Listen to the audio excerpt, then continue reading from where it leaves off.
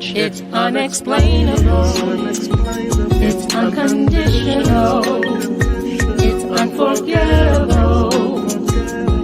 Unstoppable. So intentional. It's so invitable. Indescribable. Hey, y'all. No,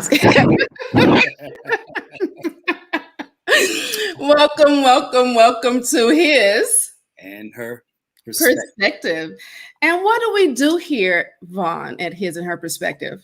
At here and his and her perspective, we find common ground to harmonize relationships. Absolutely, we do that here. My professional voice. I know, I love that voice. Come on now. Listen. Is my camera too dark? You need a little bit more light. You want to get a little more light? Just a little bit? Give me a second. All right. Hello, everyone. If you are looking at us right now, make sure that you're telling us who you are. Tap in, type in that chat box who you are, where you are chiming in from, and tell us hello. We would love to say hello back to you. So today, we at His and Her Perspective, we always have really good conversations about relationships, all things relationships, and things that matter in our community, just like we're going to do today, because today we're going to talk about the Kevin Samuels effect, a deeper look at the impact that these influencers have on dating and relationships. And we're going to have a really good conversation. So if you're looking at us right now, make sure that you're sharing your page, invite some people. You know, you can do up to 49 people if you're on a computer, up to 25 or so on your phone. Make sure that you're sharing. Why? Because sharing is caring. Make sure that you're also subscribing to every channel that we have at Vaun the Love Alchemist on all social media platforms, Coach Michelamonè on all the same, as well as ATR, All Things Relevant on all the platforms, because right now we are streaming live from 8 different pages. So we want to make sure that you're all chiming in and say hello to us so that we can say hello back. So Let's see who is over here now already. We've got Tennille. Hello, Tennille. How are you? She's already tapping people in. Thank you so much for connecting some of your friends. We appreciate that. We got Yardley Bond over at the bakery. What's up, fam? How you doing? And Tennille says hello. Thank you so much for joining us. Don't forget to like or love the button. Click the heart. Click the heart, y'all. Keep clicking that heart. Let us know how much you love us. If you can hear us really well, go ahead and put in the number 1 in the chat box. Let us know that you can hear us. Put the number 1 in the chat box. Yep. Make sure our mic sounds nice. Yes. I got plenty light now. Oh, look at you. You can see all that head. Yes. So listen, we're going to have so much fun today. Today is going to be a really good conversation, y'all. I'm telling y'all right now, let me give you a disclosure. We're not bashing the other influencers. And we say other ones because we are highly influential. Okay. Highly influential over here, but we're not bashing anyone. We're just going to give you some facts. And it might sound a little bit messy from my side. My co-host had nothing to do with it. All of the views expressed on this platform are hers and hers alone. Thank you, Ayana, for putting in the number 1. We thank you so much. Thank you so much. We have Mayweather. What's good, fam? What's up? We got Timothy Mayweather. Hello from Cleveland, Ohio. Thank you so much. We see you, Queen and Baldo. This Ideal Bio says that. Hello. So listen, we're going to just move on in. Okay. Let's get it. I'm going to talk about my news that happens to be also about Mr. Samuels, Kevin Rashawn Samuels. Kevin Rashawn. All right. I knows the man's middle name. He used that brother's whole government. His whole government name. So let me just tap on into my my little news. So, they have been talking about for the last couple of days. I've been on vacay, so I have not heard until today about this little, what do they call it when it's a mistake? Glitch. Okay, glitch. No, that's the one I wanted. What is it? You said faux pas? Faux pas. It's a little faux pas. Hey, Desi, how are you? How you doing? Right. Yes. So this little faux pas that Mr. Samuels had going on his live about 3 days ago. And I searched for the live, but of course the live is not there. You know, our lives, if you go on our pages, you're going to see all of our lives because there's not going to be any reason that we need to delete them, right? So, you know, you really want those lives to go so that they can start to trend. It's a part of what we do. But it's not there anymore. But other people captured it, right? So, so what pray tell is on this live? On this live that I'm going to show is him having a little glitch because he has some multiple cameras. I'm showing you a different view of the one that I saw because it gives a bigger view instead of the other influencer. I didn't want to put her picture on. So this view is going to show a different view of his camera. He has several different cameras that you all see when he does his lives. One is kind of lower, one is on the side, and one that's here. But then there's another camera that he's switching from because you can see him switching, and all of a sudden he gets a little nervous because this little thing popped up on the screen. So let's just watch this for a couple of minutes. Go ahead. 1 second. They always hang around the cool kids.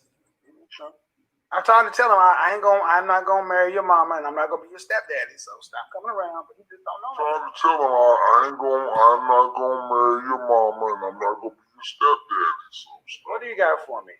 Black women, what are you willing to do to save our community? I've been thinking about this, but I think that we need to have more patience when it comes to dealing with our men, or just in general. And I think that with having more patience, then hopefully that will lead to better results down the road, even and allow us to do better in challenging times.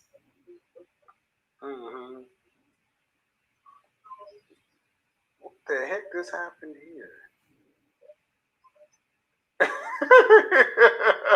Somebody's sleeping in the bed.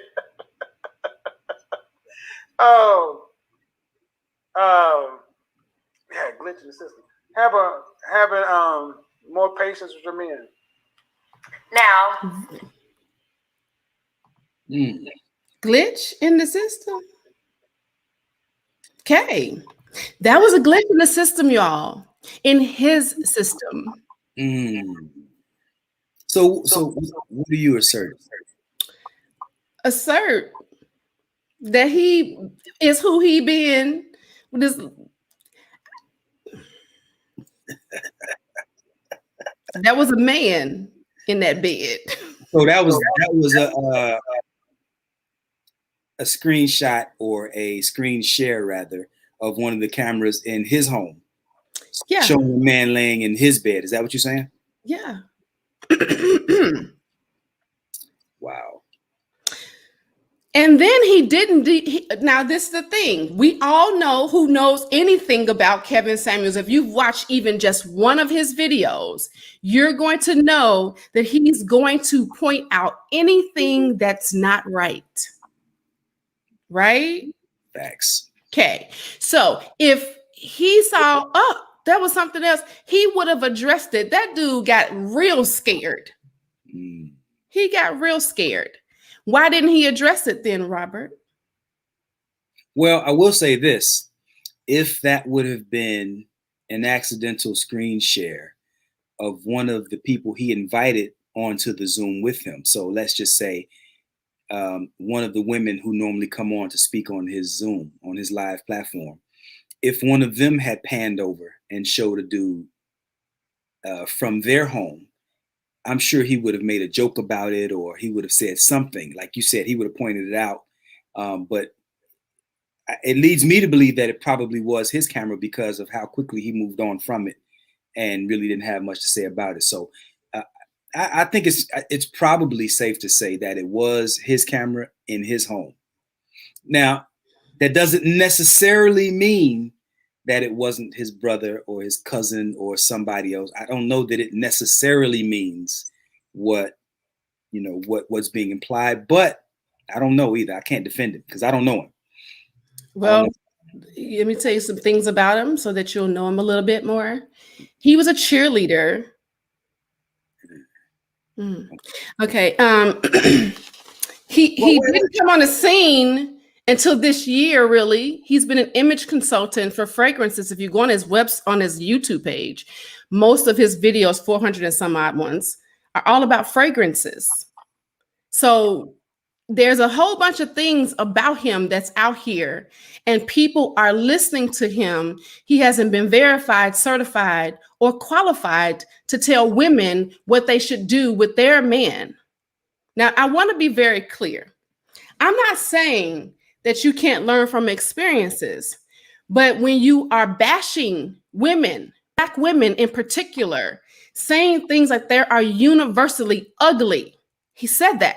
When you're saying things like what he said specifically in that video that talks about Black women being universally ugly is him saying that there is a universal beauty code and Black women are on the opposite end of it.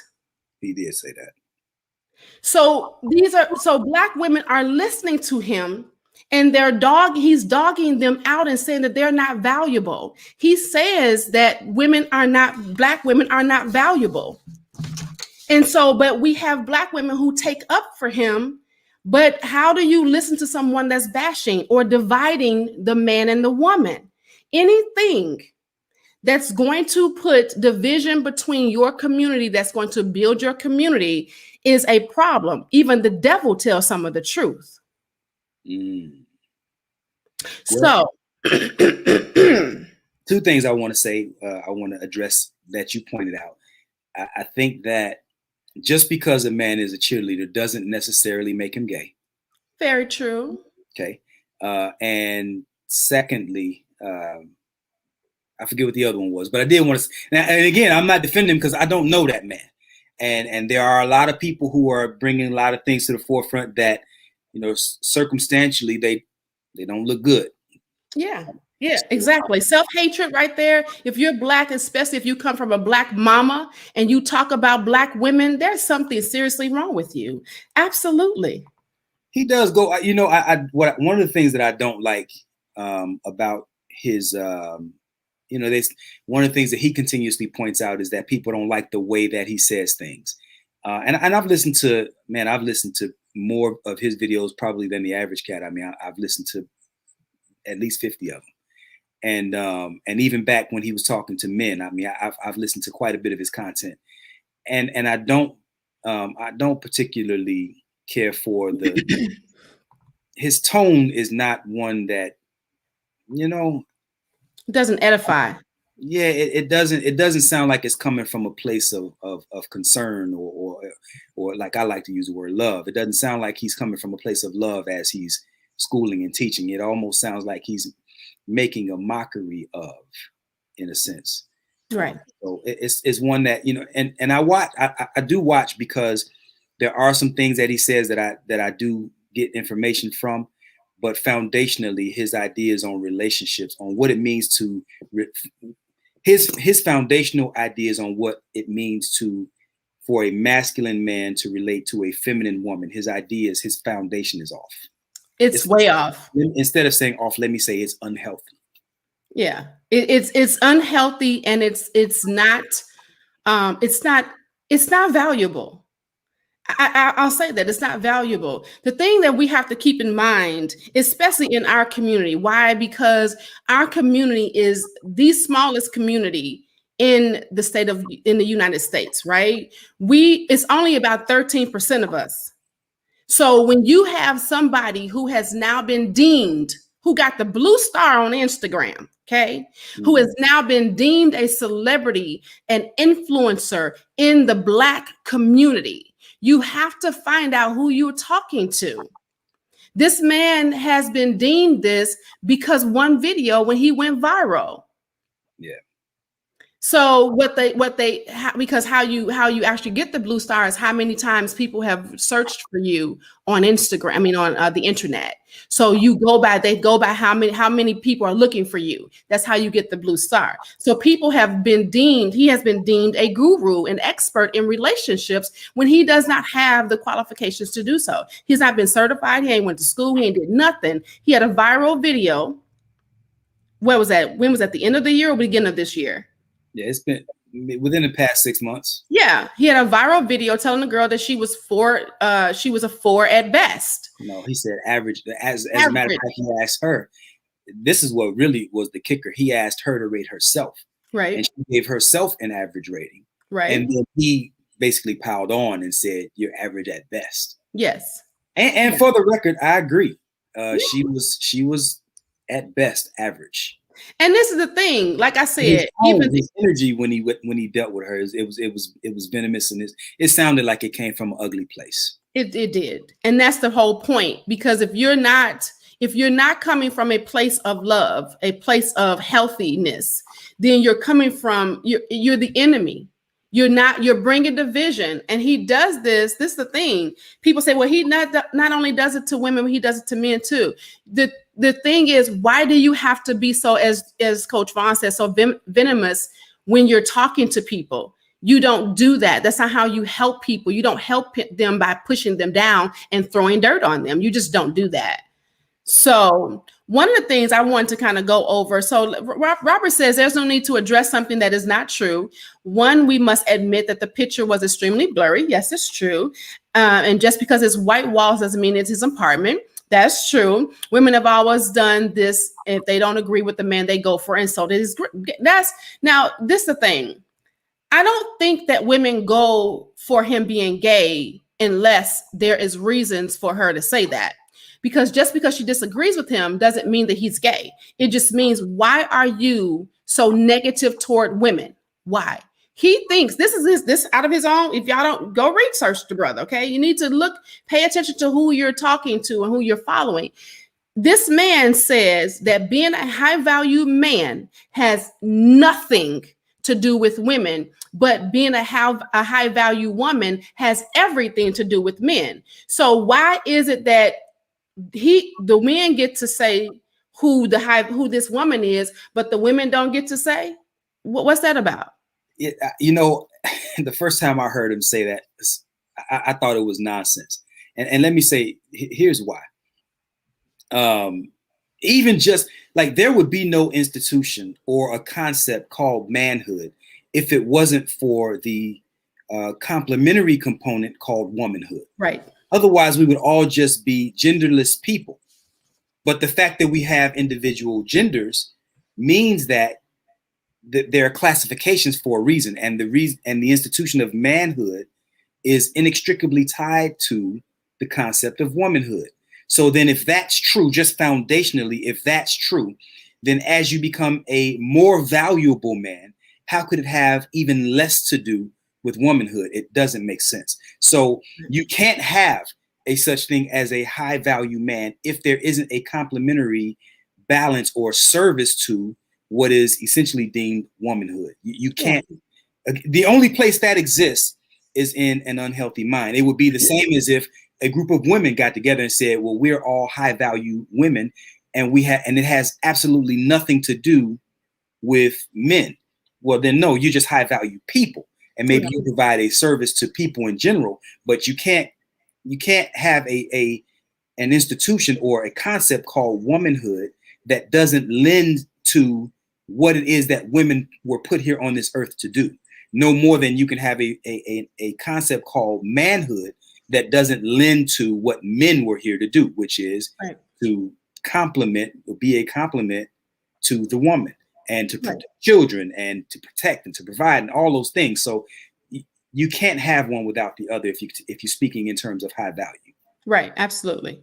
And so the thing is that like Robert talks about, he says that, well, let's go there. Are men in this world that do not physically like women be on 200 pounds or be 200 pounds? Now, that does not mean that those women that are 200 pounds plus may not find a mate or a husband, but for set men that they don't like the women. That's true. So if you don't, this is the thing.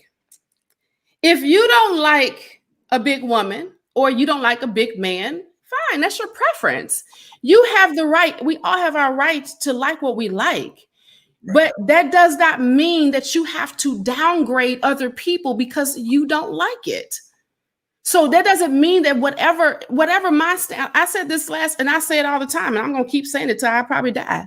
I think I'm a dime all day long. Everybody may not think I'm a dime, but I do.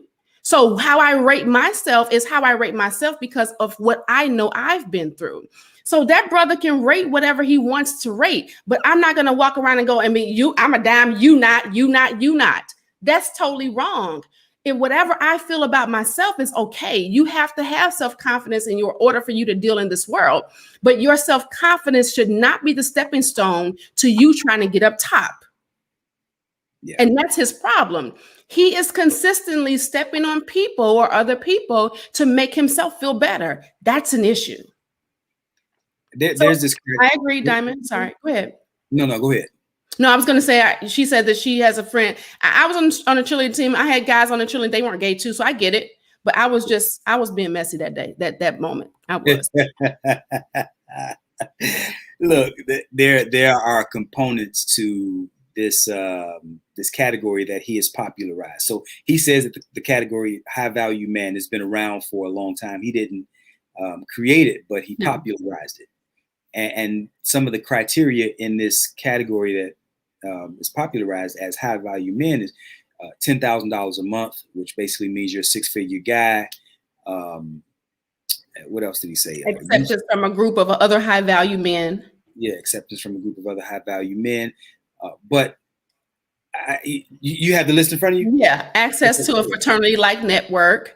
Your accepted prominent position by society and the ability to be of use by other high value men. But this is the thing. We understand that this is what this level is, but that brother just paid out child support 12 days ago, that he'd been owing since 2003. But he'd been a high value man for how long? Ouch. So he just got the money because of his newfound fame. Not this is the thing. I want you to understand.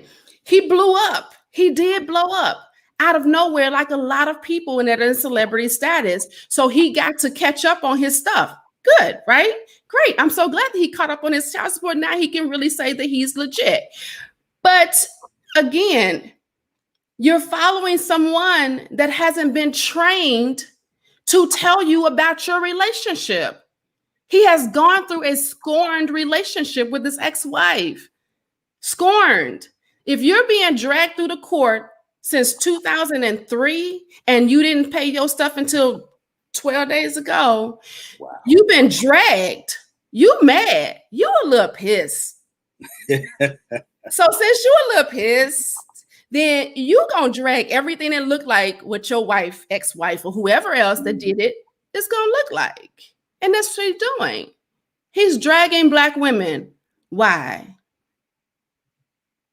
That's cold. You know, that whole comment about Black women being universally the least attractive, man, that stung. I can't imagine a healthy-minded Black man saying something like that. Right. And here's the thing too. There are a lot of Black men who are married to good women who are following the advice that this man is putting out, and they're probably going to ruin their relationships. And here's why I know that. Because if he had been around 15 years ago, I've been married 31 years, right?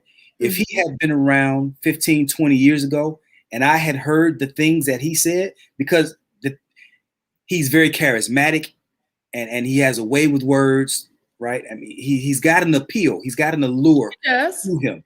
And I'm telling you, if he had been around at the 10-year mark in my marriage, I wouldn't be sitting here in front of you right now with 31 years under my belt. I would have gravitated to a lot of what he was saying because he speaks to a lot of pain points. And the thing about what he's saying is I'm not going to sit here and say that he's just flat out wrong. He's speaking a truth. but not the truth. And so he's speaking his truth. And unfortunately, there's so many of us that have experienced so much pain in our relationships, so much frustration and so much resentment, that the pain that he's speaking from resonates with those who follow him. Yes. But I'm telling you, he is not speaking to what it means to maintain a healthy and harmonious relationship. And so if you follow him, guaranteed, if you apply the things that he's saying, any relationship you enter is going to be chaotic. It has to be. And let me say this, because being in this field for the years I've been here, right? The gurus, as they call them, I don't care what kind of guru you're following, business guru, life coach guru, relationship guru.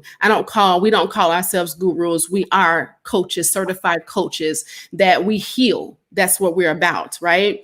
But when you're dealing with gurus who are trying to give you advice to get to the pinnacle, okay, you really must know where they're coming from, because there are things that they do in order to make themselves look good.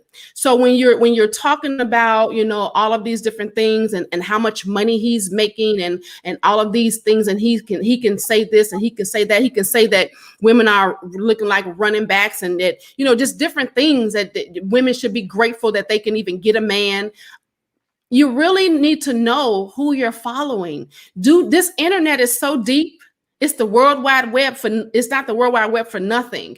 You can put in it what you want to put in it. And if it's not verified, then people will just be putting in it what they want to put in it. Mm-hmm. And I've come across those type of people on a regular basis, being in this field, where people are just saying what they want to say. No degrees to back nothing. You can't find them. You don't see no articles written by other reputable places on them. You don't see books written by them that have been published. None of this stuff. But how are you following somebody who can't even tell you how to heal? So, and so the first thing people want to do is they want to say, well, you're just mad and you just don't know what you're talking about. And you just want to get angry, because no, it is about, we have to make sure that we are bringing the community together. Our whole purpose, and we talk about this on every one of our shows, our whole purpose here is to come together to make more. If y'all don't want me to spit the Bible again, because it's for us to have a purpose here. And if all we're doing is dividing and saying, well, you can't get a man because you 200 pounds, or you can't get a man because you got, he has said that hold on, let me find it. I got my notes. Sis going to get him today. This brother has said that, that Black women lack self-appeal, sex appeal, and lack value. He also has these distorted, uninformed lens view of what he's doing. He doesn't think that it's wrong. He thinks there's nothing wrong because it's the truth. Again, the enemy tells the truth. The devil tells the truth. He uses the truth to get you sucked in, that charismatic thing that Coach Vaun just talks about. To bring you on in. He brings you on in. And then he cuts you dry. So, so if you don't really pay attention, that if you take off his face, you take off his skin color, if you don't see that this is breaking the race down, which is usually the word called racist, okay? If you don't see this guy, white supremacist, all over it, if you don't think that this is division, all Anglo-Saxon, if you don't see that, then you are on the same side that he is on. And that's okay. That's your view. Wow. I read a quote that said, it was something, I'm about to mess it up, but I think I'm gonna get the sentiment right. And the quote was something like, make sure when you start a relationship, make sure that you're meeting heart to heart instead of wound to wound. Come on. Now, see, I love that. And this is what I mean when I'm talking about how he's speaking a truth. He's speaking his truth. So I can't say that man is wrong because, or even incorrect, because These are truths based on his life. Yeah. But I'm telling you, if you want to experience a healthy relationship, and you enter a relationship with the idea like women are less important, categorically less important than men. This is his foundation, right? Women are categorically less important than men. If you enter your relationship, if you enter a relationship with that idea, that ideology as a man, I'm telling you, you will come across some of the best women you've ever met in your life, and they won't be good enough. Because if she knows her worth, you're going to chase her right on out your life. Bye. She won't have anything to do with you, and rightfully so. Yeah. See, and I'm telling you, this is a not even just society. This is a pervasive. This is global. This idea that the woman is somehow less valuable. But if the woman is less valuable than the man, then the man should be able to do everything that a woman can't do. Yeah. Right? You wouldn't need the woman for anything. But the fact is that the single most important ingredient on this planet is people. And you can't get more people without the agency of a woman. Now, I'm not saying that women are more important than men. What I'm saying is that they're simply no less important than men.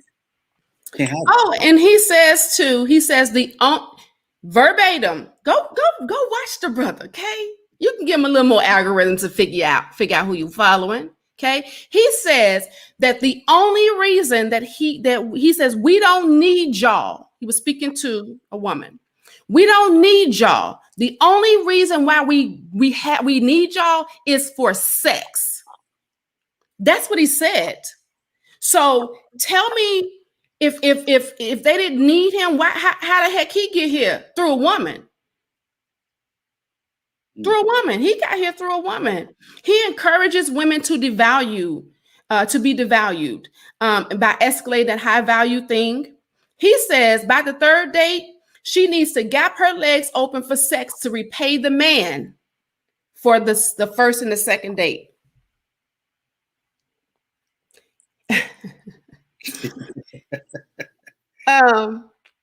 He feels that a single woman, he says single women, they don't have any value at all, especially the fact that they have children, because their children are liabilities.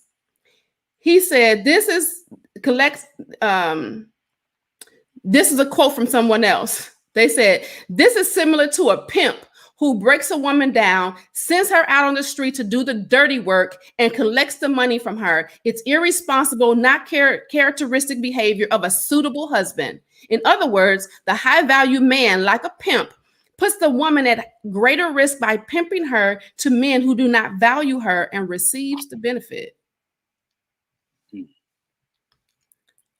Because if you're taking the woman's value and you're only saying that she's valuable because you got money that you just got, it ain't even old money, which means that you got to make it old. You got to, how that is, she's not worth anything. If you listen to some of his things, he talks about when women ask, well, if I want a high value man, whatever, he says, you don't even know you can handle a high value man because it's a lot of work. And she says, well, what do you mean? What kind of work is it? Well, you got to get up at 5 a.m. to go to the gym. Nothing wrong with that. Get your body right. Get your body right and tight, ladies. Not because of the men, but real talk. They like beauty, right? Go, and you should feel good. He says, you got to get up at 5 o'clock in the morning, go to the gym for an hour, come back, make sure that you cook his breakfast, get the kids ready so that they can be taken to school. She's taking them to school. He might get a little head, his words, before he goes to work. Then he goes to work. Then by the time he come home, she would have picked up the kids from school. They do their homework. She goes over the homework. He checks it to make sure that she looked at it correctly. And then after that, then she fixes dinner, bring him his plate. They get the kids in bed. She gives him some more sex, and then they start this thing all over again the very next day. That's what he considers. Sound like a servant. That's exactly what it sounds like. It really does sound like an elitist type of approach. And this is what's so ironic about the thing, right? Let's just talk about Black people for a second, right? It's what we do anyway. But the category that he's talking about only applies to a very small percentage of men, 5%, maybe 8%. If you really want to stretch it out a little bit, for the sake of easy math, let's give it 10%. Yeah, I was going to say 10%. So then that means the overwhelming majority of us don't even qualify for what it is that he's talking about. Yet the overwhelming majority of the people that are flocking to his information, to his platform, is the 90%. And so you got the majority of men, the 90%, who are wishing and hoping that they can do what it is that he's talking about, and still trying to project these ideas onto their woman, even though they can't, they're not coming with the measure up tools to be able to exact those demands. They don't measure up. They're not high. The average Black man makes about 45 grand, right? So, but you're trying to implement standards that these wealthy elite financially are talking about. And I'm telling you, you're going to ruin a lot. Following that man's advice is going to ruin a lot of relationships. I'm telling you right now, I got brothers coming to me now. I just got a phone call 3 days ago, earlier this week, telling me, damn it, man, I finally see what you're talking about when it comes to this manosphere. You got the MGTOW men going their own way. You got all these brothers out here who are calling women all kinds of names, bitches to hoes to you name it. And Kevin Samuels is one of those. He calls Black women bitches and hoes all day long, especially when he's not on his own platform. Like if he goes to another platform to visit with some of the brothers, right? Then he all kinds of derogatory language. And I'm telling you that kind of, and look, I ain't no saint. I've used that language, in my past. I get it. But I'm at a place in my life right now where I understand the value that those words have, the impact that those words have. And I also understand the origin of that type of language. Like, so as within, so without, right? You speak from the place, right? If it's in, it's going to come out. And I'm saying that stuff ain't in me like that right anymore. Right. It should have never been anyway, because I didn't come up like that. But the point is that these men, a lot of these men in the manosphere, they're operating from such a space of pain and resentment and frustration with their failure to succeed in relationship with women that they can't teach you anything but the same. Right. Resentment, frustration, and then you're going to deal with women based on that same. Look, water seeks its own level. Absolutely, that's what it is. And the thing is that he's doing this for the same reason that we have reality TV. He's doing it for the algorithms. He's doing it for the money. And whatever it's going to take to get that money is what he's going to do. He's not doing it to help you save your relationship.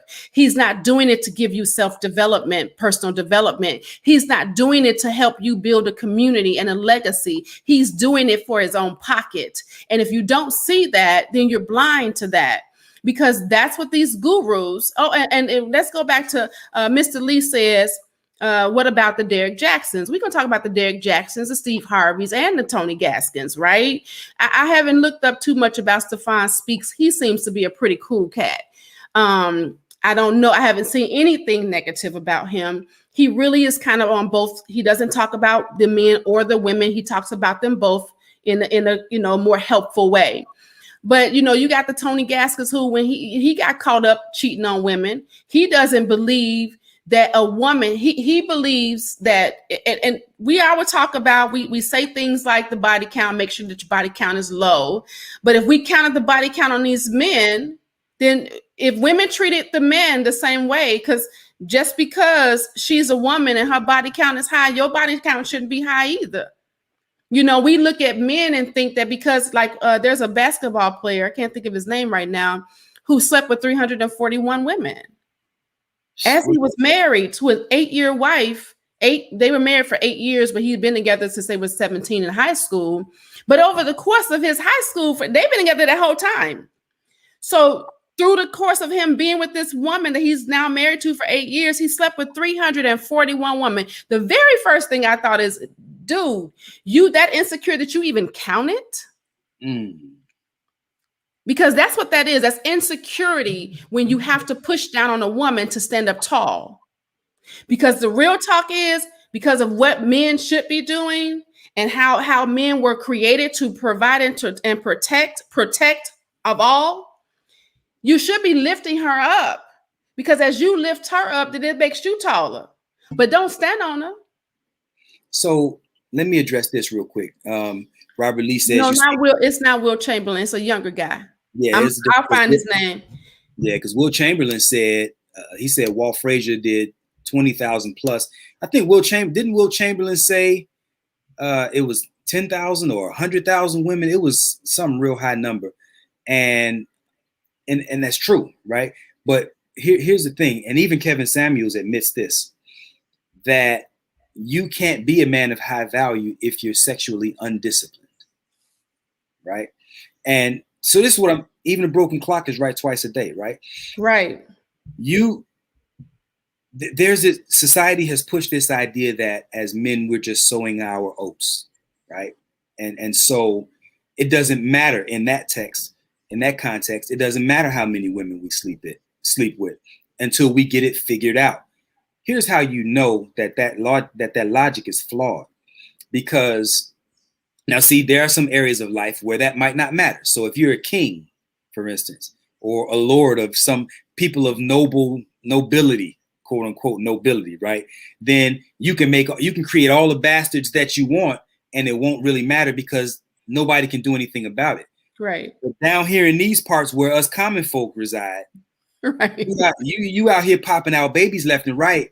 You'll never be a quote unquote high value man because the courts are going to take everything that you generate. Everything. Right. So then it's in that vein that I have to say, sowing your wild oats can be very dangerous, because everything that you think about producing, like Whoopi said, everything you think about going to crumble.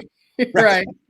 You out here making all these babies, you're going to ruin your chances at establishing a healthy legacy before you even get out the gate good. That's it. Right? So then it is equally imperative. Come on, man. If we're going to talk turkey, let's think it's equally imperative for a man to be sexually disciplined as it is for a woman to be sexually disciplined, because children outside of your main relationship, your marriage, whatever it is you want to call it, they threaten your legacy. Yes. They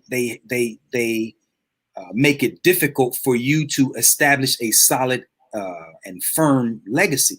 And the main thing that we hear, the only reason that you have as high a sex drive as you have is so that you can establish legacy. It's so that it can get in, so that your potential, your genetic potential can get into the next generation.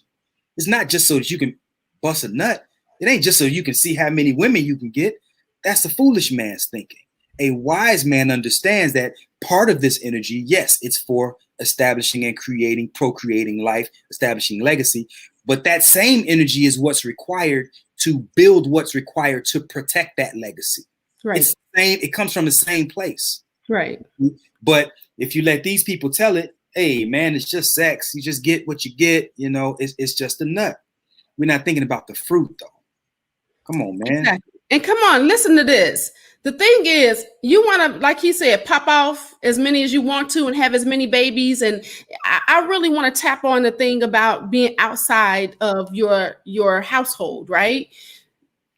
It's if you cannot raise and maintain and help grow and cultivate that harvest, call those children, what you doing it for?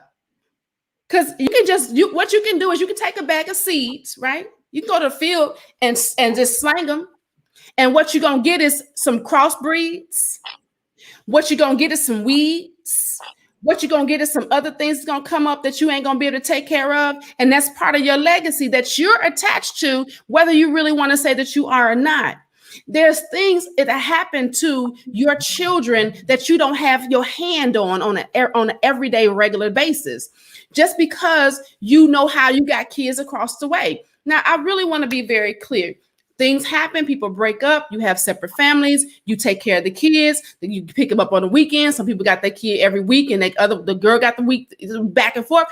There is still going to be a portion of dysfunction in that child that has to be reared out. And it will start to manifest when that child becomes another adult that is now in relationship with another adult.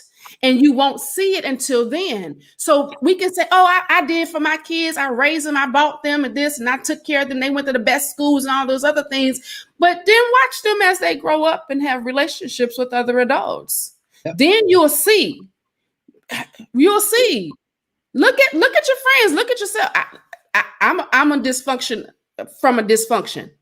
Until I decided to pay for some coaching, spend a whole bunch of money on myself, invest in myself, get some coaching, because the therapy part didn't work for me. I was giving the therapist therapy. That didn't work for me. Okay. So I had to get some coaching, somebody that was on me, in my face, telling me what I needed to do, telling me you ain't right. No, you ain't even that cute today. I'm going to tell you about yourself so that you can get right. I had to get some harsh things. And I want to be clear, but it had to come from love. It had to come from love. It didn't come from somebody just tearing at me for nothing, just to tear me down. But it was to break down the mindset that I had in order to build up the correct mindset that I had to resurrect me in the place that I need to be, so I can be in alignment with who I am. That's what it took down. So yes, there's nothing wrong with breaking down. You got to break down that bad stuff to bring up, but you don't break down and leave there. You never break somebody down and leave them there. I want to take y'all back to my favorite source, Animal Planet. I love it. This is where I get my most profound and deepest insights, right? I watch the males of every species.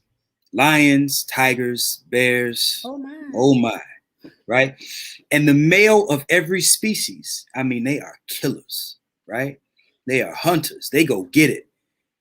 But they are soft as can be and nurturing as can be when it comes to their own offspring. Anything that comes from their loins, oh man, they have the utmost care and concern and provide the highest level of protection that they could provide. I've seen them play and lay on their back, and the kitten, they be pawing at them and playing with them. What we have established is a level of we don't care what happens with the seeds that we create. I just saw an article that came out about Lil Bow Wow. Oh, wow. And his, right, wow, Bow Wow. Right. And the mother of his child is dealing with postpartum depression. He said, so what? That's her problem, right? And I'm saying, and there are a lot of justifications that people came with and said, well, you know, she made a baby with a knucklehead, blah, blah, blah. It is ultimately their problem, so on and so forth. I'm speaking from the perspective of a man, right? I told you I went to Animal Planet, right? Yeah. What I'm saying is we do not create children. Manhood, alpha manhood, if you will, does not produce seed that we don't care about. Yeah. So if the mother of your seed is suffering, is struggling, then that means inevitably your seed is going to struggle, right? How do you not care about that, lest you be a beta male? Beta. Right? You got to be all the way off the radar when it comes to the epitome of manhood if you don't give a damn about the condition that your child is growing up in. Yes. I don't know Bow Wow, but I'm saying that statement alone gave me some insight into his psyche. He don't give a damn, right? And it is what it is. As women, you have to be much more discerning with who you procreate with. Just like men. I mean, man, just because a garden is fertile, just because the soil is fertile, doesn't mean that it's fit for your seed. Yeah. Right? Because the harvest that comes from that thing, right? Here's the other thing. I wrote something else down. Differences. I see comments all the time about women are this way and men are that way. Females are a lot emotional and men are logical, and all these different things that make us think that somehow we're here and women are just, just a little bit beneath us. We need to be the ones that hold the reins, because without us, boy, what would women do, right? And I'm saying this. There was a study done. This study is about 80 years old. I think it was from the 1940s, that children were born into a hospital. They were all orphaned. And the nurses were given strict orders to only feed the children. No nurturing, no hugs, no coddling. Just feed them, change their diapers, and leave them alone, right? I think the number was about 85% of those children died within 3 months. Yeah, it was very low. It was like 90 days. It was really short. Right. So was it just the female emotional ones that died? Hell no. It was the male children that died too. Yeah. And then they tried to pour it on and salvage what was left, saying, oh man, we're losing these children. They're all dying. Let us turn it on and start nurturing and caring and loving on these remaining ones that are alive. And still it was too late, because within a short amount of time after that, even after trying to give these children nurturing, most of them died too. Yep. Only a couple of them survived. And you can imagine the impact that it had on them as they moved toward adulthood. There was serious disconnect, serious emotional disconnect, inability to be affectionate, and all of that stuff. So I'm saying all that to say this. I know I'm long-winded, but look, men and women are not nearly as different as what's being projected out here. And I guarantee you, if you show me a need that a woman has, I'll show you a complementary need that the man has. It might be expressed differently, but I guarantee you that each of us has the same needs that has to be fulfilled. There's no way around it. So when you meet, look, as a man, I'm talking to the brothers, right?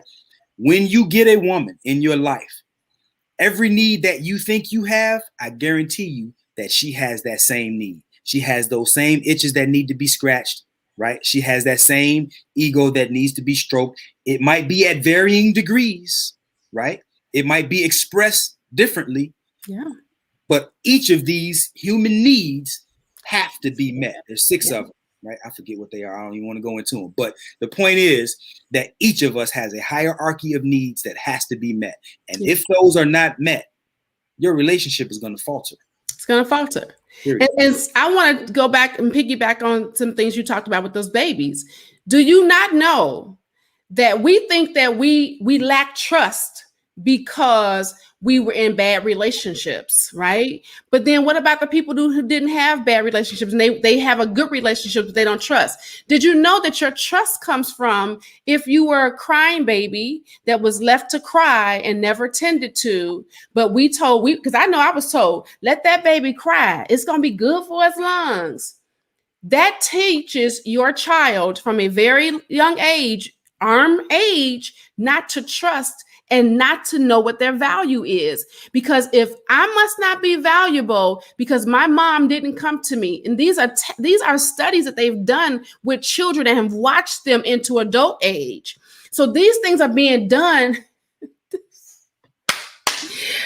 If y'all don't know that these things are being done to us as a people on purpose, and have these agents like Kevin Samuels, Derek Jackson, Tony Gaskins placed into our communities on purpose to teach us these things and show us these things on purpose, so that there is things. When you start telling me that you've been doing a study on babies into adult age up to the age of 50, to figure out where their trust issues came from, that means you're doing things on purpose to see how we'll respond.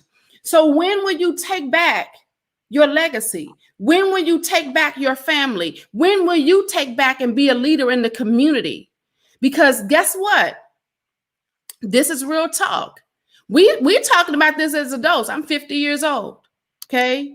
We're talking about this as adults. If you got children, boy children, girl children, who are growing up listening to this rhetoric, they're going to learn these things and they're going to carry them into their relationships, because he has a ton of 20 and 30-year-old young men who are teaching their little brothers to do these same things.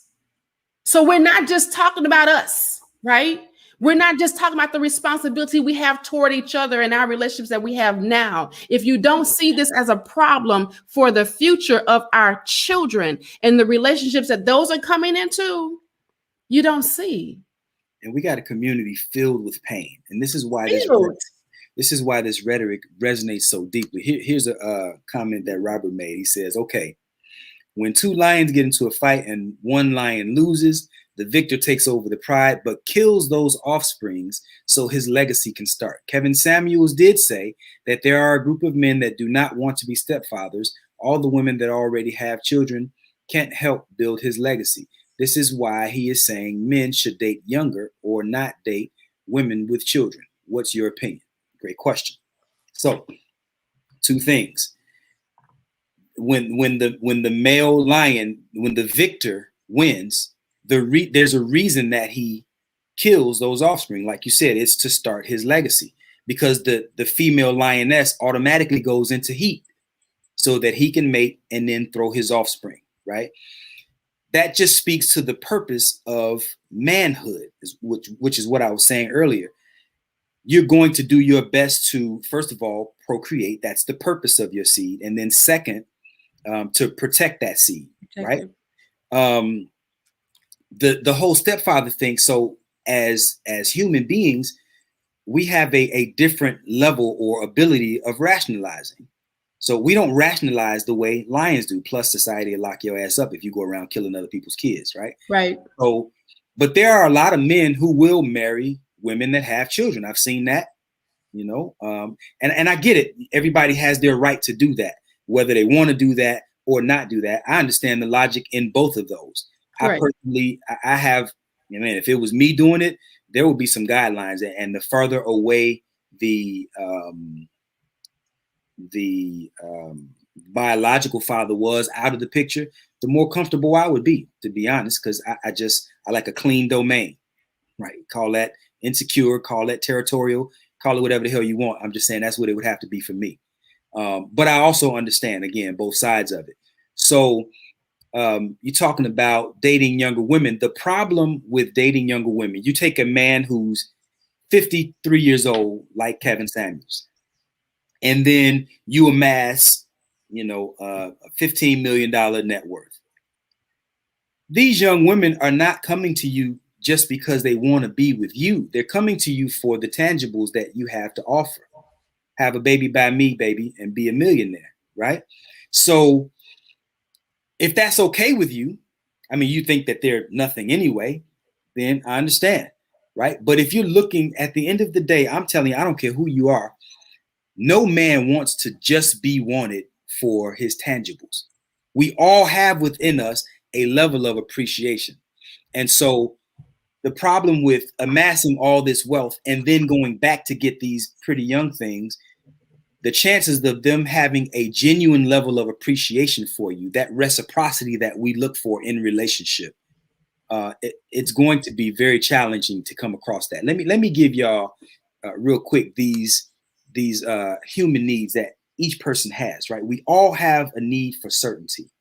That's the assurance that you can avoid pain or gain pleasure, right? So we all want a certain level, a certain level of certainty in our lives.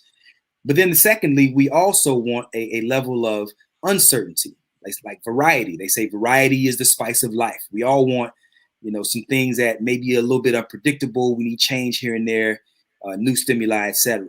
We all have a need to feel significant, unique, important, special, needed, wanted. Everybody wants to feel significant in some way. And I'm reading these to you because these are all things that men and women want. And these are all things that men and women need, right? Here's another one: connection and love. We all want to feel a strong feeling of closeness or union with someone, or guess what? Something. This is why a lot of times when people are growing older, they get a cat or a dog, right? Because nobody wants to just be isolated or alone. So we all have a need for some level of connection. We all have a need for growth. Number 5, growth. That's the expansion of capacity or capability of or understanding. Like we all want to do we all want the need. We all have a need to be somewhat better than ourselves. Again, better than where we are right now. Self-improvement. Unless, again, I'm not talking about unhealthy people. I'm talking about a healthy-minded individual looks for self-improvement, self-betterment.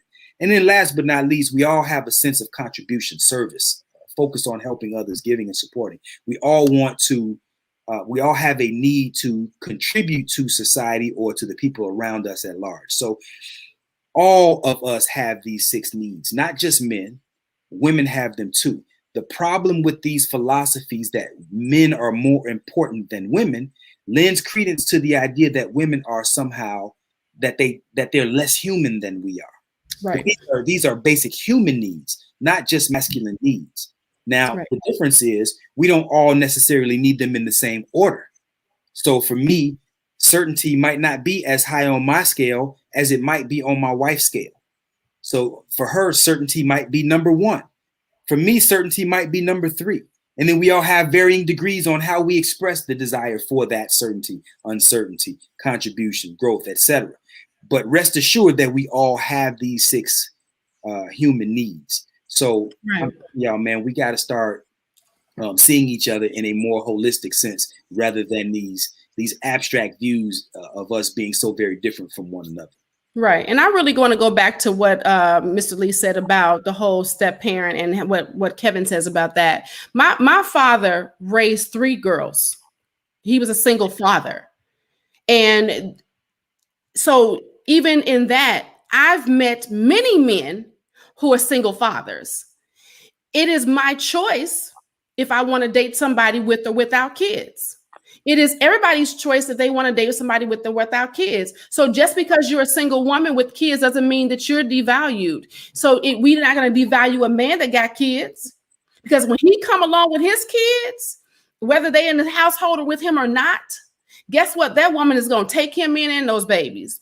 Because and the first thing that another woman would say, if that woman doesn't take on those babies and treat them babies wrong, or she not a real mother, or she not a real woman, how you gonna mistreat somebody's babies?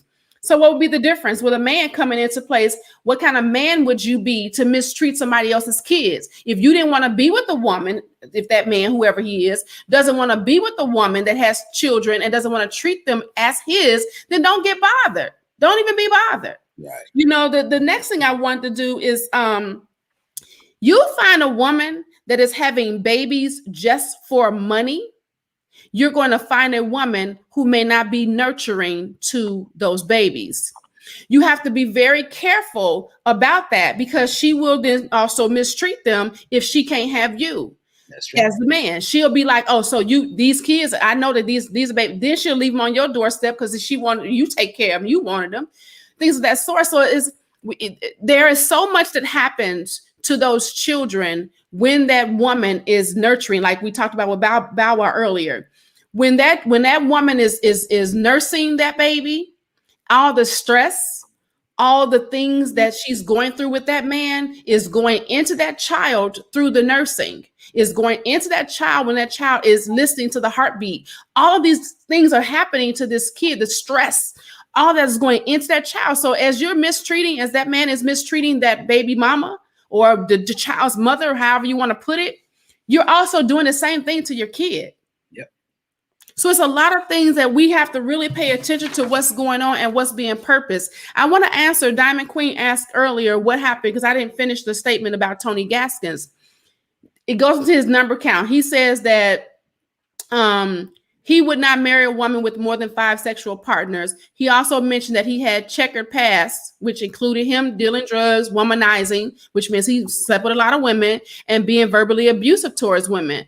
But these powers combined, in the comment section, they went on to talk about that. And it's so if he doesn't want to be with somebody that has a high body count, which is his 6 was higher than him, then he said he married his wife because she only had 1 sex partner. That's why he married his wife. I mean, with Derek Jackson, we all know his stuff. It's all over the internet, but he getting famouser and famouser. Yep, I made a word up because because of his stuff, you know, so he put it out there so he can sell that book. But you know, there are women that are seeking therapists. I'm seeing these things. This psychotherapist says, she says that she has come across many women who are actually reaching out to her for help because they're actually hurting and confused and wondering what, if anything, he said was real. Women are seeking therapy because they've been following Derek Jackson and found out that he was just like the dudes that they was with. This is how serious. This is why we're talking about the deep impact that these influencers have on the dating and relationships. It is a deep impact. These women are having emotional breakdowns because of this. I've seen videos of women crying. I can't believe he would do this. I broke up with my man like a year before and listened to him this whole time. He was doing the same thing. Yep. So there is some things that are happening because of these influencers. And if you got to pay attention, be wise in who you're listening to. You know, I've had people to say to me, like, my stuff is out there. If you follow me long enough, you know my whole story. I got a whole book out there. It's a pretty good book too. Go ahead on my website and get it. Called Rejection Saved My Life. Yep, shameless plug. Yeah. Okay, so it's okay for you to say, you know what? I had a checker pass. Some things went wrong in my life. Let me show you the lessons I learned in them so that you don't have to go through them. Then to be standing behind things going, I'm clean. I ain't never did nothing in my whole life. I'm going to tell you how to do it right. But all of my stuff is really on the paper. Yep. No. Yay, definitely buy the book. There's another plug from Diamond. We got the book. You know, so it's like we really got to understand. He's going back. Let me see. He says, it's irresponsible. No, tuck that back. Hold on. He encourages men to draw their value and worth from the amount of money that they make. So just imagine, Brother Vaun said earlier, the average Black man makes about 45 G's a year. So you're not valuable because you're not six figures. Basically, 80% of us are worthless. We're worthless. Worthless men just out there. Or of low value. How about yes? Say it the way he would say it. And he says that if you're not making six figures, you're not valuable. That's what he's saying. Yeah. He says that it's all about the money, and that if you don't understand that, then you're missing the whole thing. He says the responsibilities for marriages is all placed on the woman, not the man and the woman. He was in a video on IG telling a woman that she should not be attracted to her potential husband or suitor. She doesn't have to be attracted to him at all. It's not about her. It's all about him.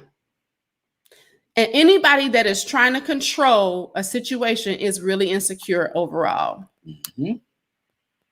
So she said, what did she say? I'm going to go back to that. She said, I find it as a double standard for Tony Gaskins to denote a number to sexual partners as demeaning and demoralizing to a woman, especially since men and women alike could have high numbers. I don't think it's your business to know. It's not. You ain't got to tell nobody how many you've been with. Yeah. No, your husband, your wife. That's not. You shouldn't have those conversations. Leave that alone. They're not necessary. Unnecessary. But here's a large part of the problem too. Most of us don't really get it figured out until we're past 30, 35 even. A lot of, I'm coaching men and women. I have clients, men who are older than me, who are still like, damn, I wish I had known that 15, 20 years ago. Yeah. I'm talking about brothers who are 60 years old, right?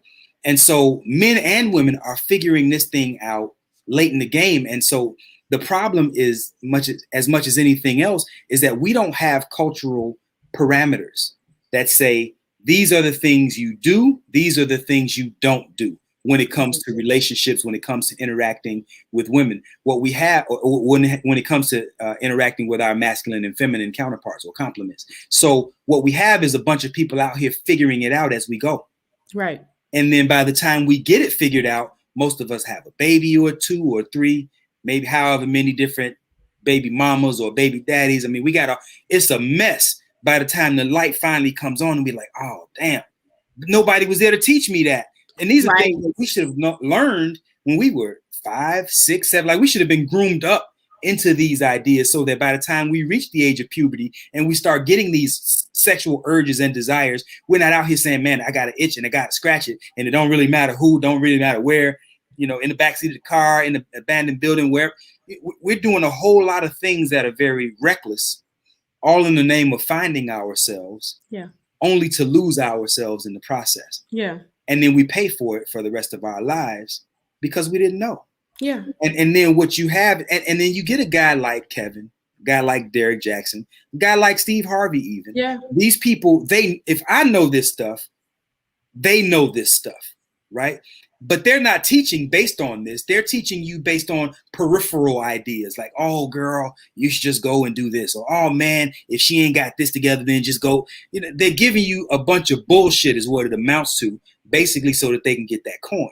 Yep. See? But it's leaving a lot of us in broken pieces, trying, you know, left to pick up all these pieces to figure this thing out. And it's hurtful as hell because, look, I don't brag about how much money I make. Right. But I check a lot of boxes. I'll just say it that way. I don't need money like that. That when I help people, I'm not helping them because I'm getting rich for it. I'm helping because my heart is in it. Right. So could I sell out, for lack of a better term, because this is what a lot of these cats doing. I could sell out and I got what it takes to be on TV. I'm kind of easy on the eyes. Boy, clean up nice. I could get out there and get the coin. But my heart ain't in it like that. Mm-hmm. My heart is in the people. Right. And so I am because we are is where I come from. And so I do that, again, for the betterment of the people, not at the expense of the people. Right. And that's the thing. I have been approached by the elite, real talk, have been approached seriously and was like, nah, bruh.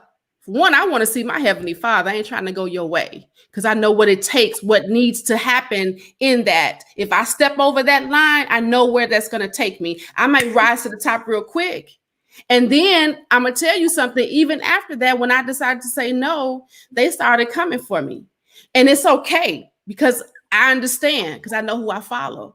You know what I'm saying? So I get it, but that's not what we're here for. We're here to really heal, which is why you see the algorithms that work against us, because we're talking some real stuff here and we don't care about that. We're trying to find one couple at a time. When we are coaching, we tag team and we going back and forth and we with our clients, we are really healing people. We're there and we're there for the good. And for the longevity of this, not to just fix this and band-aid it to make it look good so we can get the money and then move on. Time to look what we got, girl. No, we're not up for that.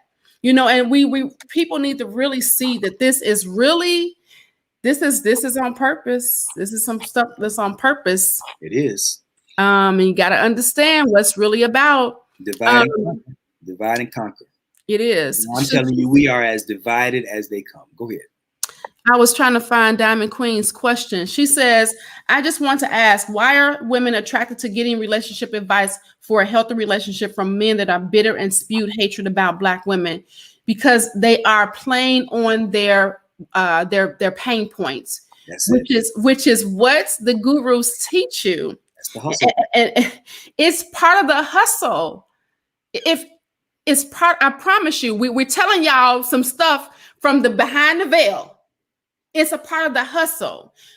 Get on the pain points so that I can get your money, so that I can get you some coaching that's not gonna help you, but keep you there. Let me tell you, most of my coaching clients are one-offs. They either 6 to 12 months, done. I don't want your more money unless we move into something else. Like I have a client now, been coaching her for 6 months. Her next 6 months that she signed up for was because she wants to learn how to be a coach like I am because I've impacted her life so much. That's what you want. I don't want somebody with me. You should not, if you're in therapy for 3 years, don't get me wrong. I'm not saying that you didn't need that, but you should ask yourself, why am I not better?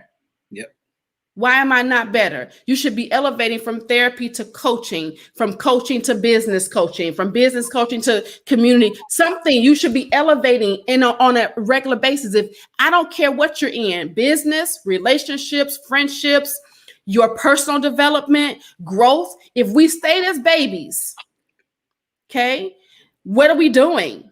You don't even want to be a baby as a baby. You're growing, you're growing, you're growing. Your life should still do the same thing. You should be growing on a regular basis. And if you're not, whatever that is, then you're wasting your money and your time. Yep. Yep. You know, it was something else you had mentioned I wanted to touch on. Did you click on these? I'm not sure. Go ahead. Desi says, if you're out there publicly spewing venom and dividing the black man and black woman, you, sir, are not valuable. Yep, she said it, and I concur. I concur. Oh, you valuable, just not to us. No, not to us. You valuable to the demon who sent you. And go back and talk to your daddy. Says, ask yourselves, if you really follow relationship media, and I know I do, white people's deliveries are very different. It's never with such disgust, demise, gloom, and doom. It's in delivery, people. It really is. And I promise you, when you go to a coaching event with white people as speakers, or you listen to them in their coaching situations, unless they are Maury Povich or those types of speakers that are out there, when they are in personal development, they're about building you up, pouring into you, making you a champion. You're a winner. You're great. You say, I am great. That is what it is. It's never going to be tearing down. You ain't this and you ain't that and you ain't. Whoever does that, why are you listening to them? You don't have to be torn like that and left. I'm telling you, you never tear down. You're not going to tear down a building and not re-erect it unless there's something wrong with the foundation. Yep. That's what I wanted to say. When you talked about the whole lions and the pride, one of the things I read is when they kill off that other lion's seed, it's protecting them. Because those lions, the babies that they made with the prior lion, will rise up and take over. And they're bred to do that. So he's protecting himself in that. But we ain't gonna do that. You can't go around killing people's babies, as Coach Vaun said, because that's crazy. You know, you're not gonna do that. You're gonna protect. And if you don't want to be in a relationship with that woman, then don't. Yeah, just like that. Says, you are so real. The guys are the same on off camera. You guys. You guys. Y'all need my glasses, y'all. We read it, man. You got your glasses on. Yeah, you are so real. You guys are the same on and off camera. It took many people playing mask off. It took many people playing mask off that perform online and are someone different offline. I appreciate the both of you. People need to hear this. I definitely support the show anytime I can. Thank you so much, Diamond Queen. We really appreciate you. Yeah, what you see is what you get with us. Yeah, real rap. It's who we are on a regular basis. This man is who he is. I am who I am. We are who we are. You gonna see what you see. My language is a little cleaner when I'm on camera, but that's about it. Just a little bit.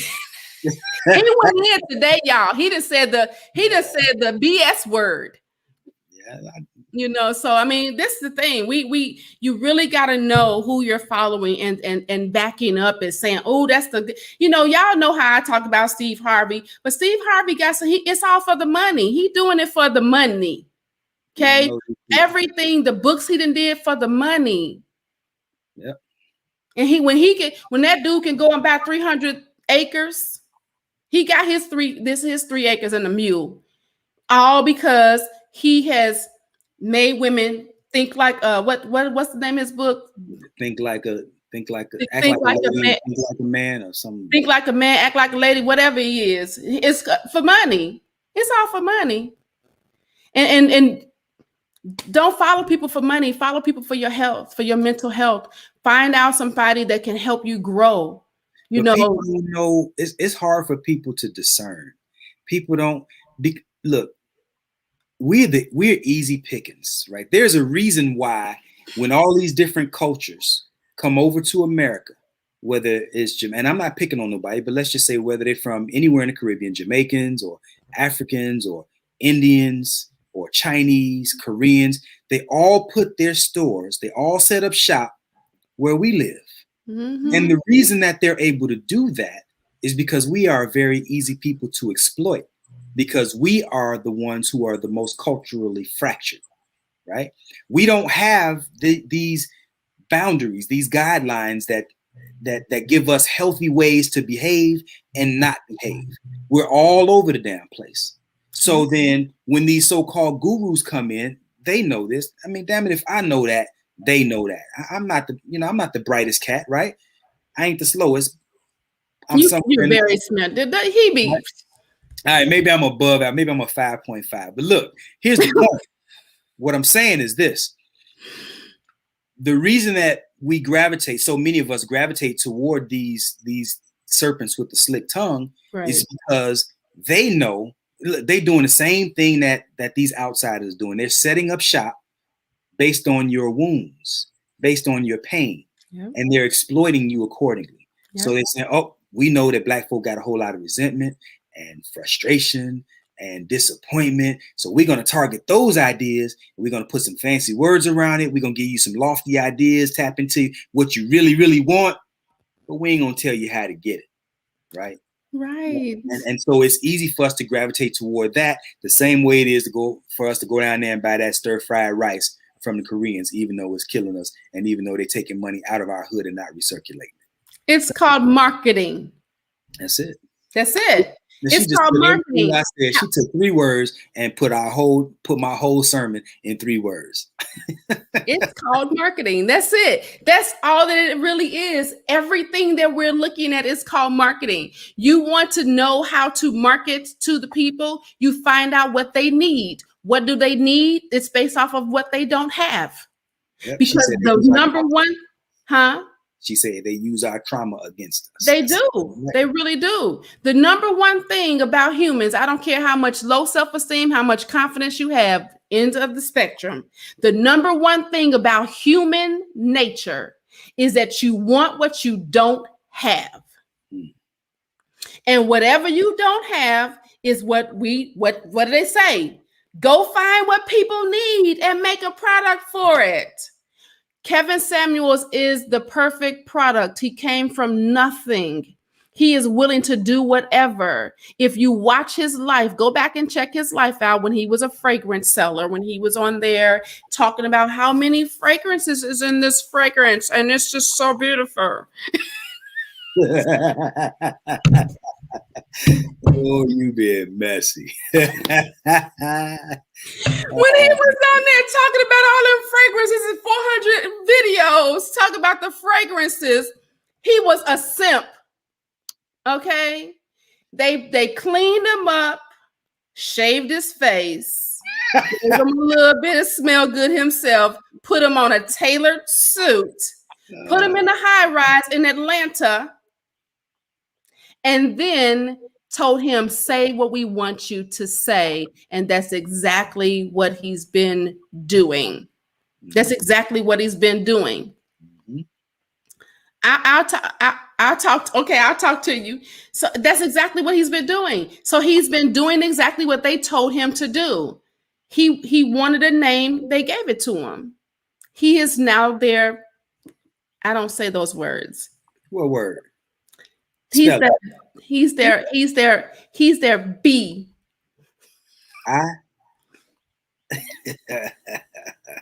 Because he better do what they tell him to do. He gonna lose that money. That's how he was able to pay all that child support 2 weeks ago. Yeah. So I mean, yeah. Any person that tries to control anybody else for the simply just for control is insecure. Yeah. It's simple. There's some other look. There's this whole segment called the manosphere that they're calling it, right? Mm-hmm. And it I think is rooted in really the mistreatment of women. Yeah. Or let me say it this way: the devaluing of women, which right, is mistreatment, right? One of the ideas that they push is that high value men don't cheat. they exercise options, right? So that means as a high value man, I can have other women, but it's not called cheating. If you do it, it's called cheating. If I do it, I'm just exercising my options. Options. Now, let me say this. If you got enough money, you can find women that'll go along with that, right? But I guarantee you that your chances of her doing the same thing on the low are pretty high. Because look, I'm super territorial. Call it jealous too, whatever, right? I don't share, I won't share, I'll fight you, right? But I can't hold the candle to how territorial my woman is. My woman is just as, if not even more territorial than me, right? So what I'm saying is women don't feel any different about sharing than we do as men. I told y'all we got the same 6 needs, right? So if you find a woman that says, hey, yeah, I don't mind if you go out there and get you a little nookie on the side, if she's that disconnected from you, chances are she's getting a little nookie on the side too. Most women that are young, because back in my day when I knew, even now, but I'm just gonna say, so the reason I'm going back to my day and then bringing it forward is because the game hasn't changed. Okay, when women that are dating older men, they get their money to take it to their younger man, and they know what they're doing.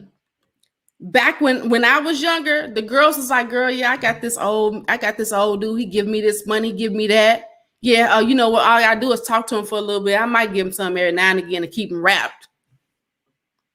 Because he ain't gonna be able to keep up with her. I don't care how much working out you doing. She 20 years old. And she can go, if she was 40, she can keep going like a rabbit, right? Let's imagine she 20. And she out here learning some Instagram stuff. You better have lots of money because she coming taking you for a ride.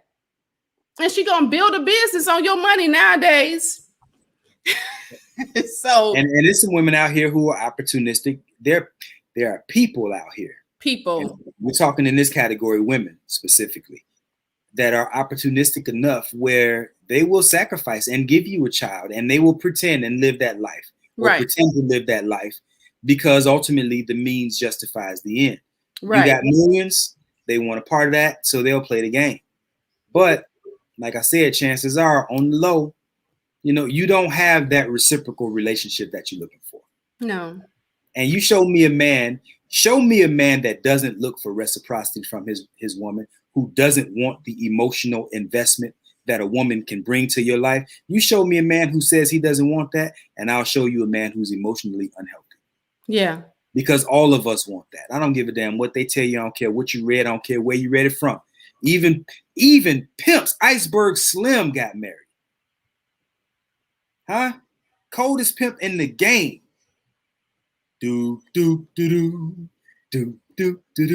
Got married. Right? So I'm telling you, when the dust settles, we all want the same thing. The same thing. And even when you talk about the hip hop people or the people that's in the rap game, they saying all these things, and behind closed doors, they in their relationship. They got their husband or their wife. They doing all the things they telling you not to do. What happened with what's the name? What's the Cardi B? Telling you that she ain't gotta cook, she ain't gotta clean, she can just wipe her stuff everywhere.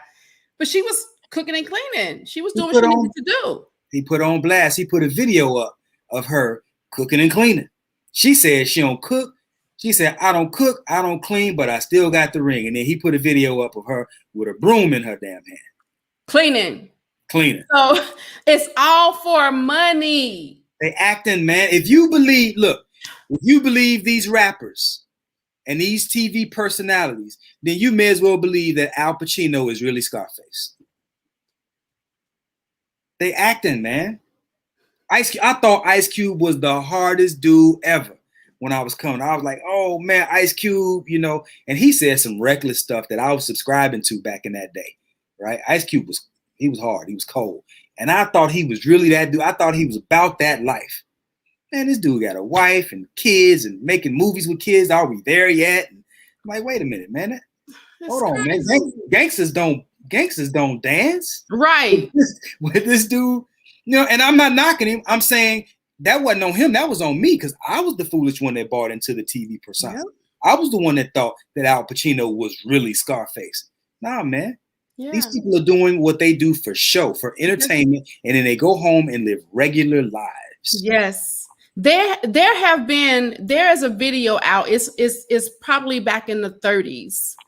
And they're talking about it's a teaching video that has been released from a training.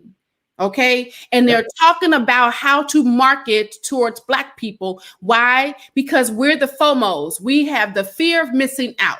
We want to make sure that we have what the Joneses have. We want to make sure that we have what that name says. We got to take them, make sure it puts a name on it because they're going to go for the name brand. When they come in, they're going to say, well, what about this name? Where is that name? Well, they don't want the same hat that doesn't have the same hat, but this one has a name on it and this one doesn't. They don't want the one without the name. They want the one with the name because they put two and two together that if it has a name, it must be valuable. It must be worth something.